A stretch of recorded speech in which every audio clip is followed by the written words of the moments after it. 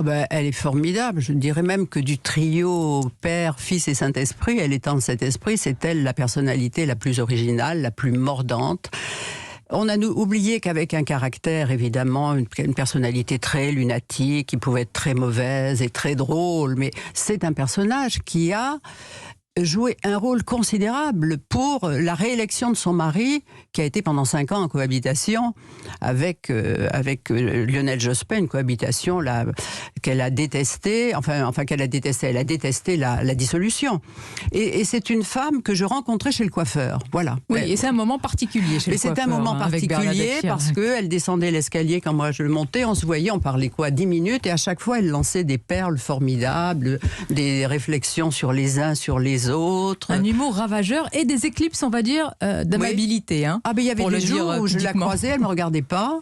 Je savais qu'il ne fallait pas lui parler. Elle était dans ses mauvais jours. Peut-être, je sais pas, elle était sensible à la lune. Mais enfin, c'était une habitude parce que quand son mari était à la mairie de Paris, il y avait des collaborateurs qu'elle ne saluait pas pendant 2 mois, 3 mois, puis ça revenait. On ne sait pas pourquoi. Mais elle avait un vrai sens politique. Elle avait vraiment acquis une vraie liberté. Ça, c'est important de dire, de faire. Et elle sentait le terrain. Elle le sentait. Mais oui, Jacques Chirac l'a envoyée en Corrèze pour être conseiller général en se disant comme ça, elle sera occupée, puis elle sera une sentinelle. Elle m'informera, puis ça lui donnait un peu de liberté à Paris. Et elle s'est prise au jeu, et ça lui a donné, elle a pris une ampleur politique parce qu'elle connaissait le terrain.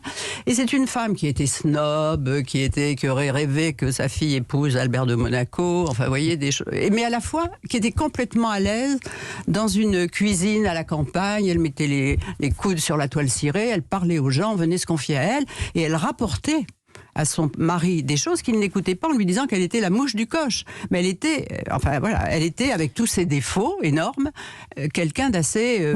On peut citer quelques formules assassines. Alain Juppé, elle disait, c'est un raisin sec, vous n'en tirez rien de bon. Il en prend pour son grade. Oui, elle ne l'aimait pas du tout, c'est vrai. Vous n'y allez pas de main morte. Dominique de Villepin, c'est Néron, pour Bernadette Chirac. Seul peut-être Philippe Séguin trouvait grâce à ses yeux. Oui, parce que d'abord il était courtois avec elle était sensible à son charme oriental, à sa voix de baryton basse, et puis elle n'était pas très européenne, donc je ne suis pas sûre qu'elle ait voté pour le traité de Maastricht.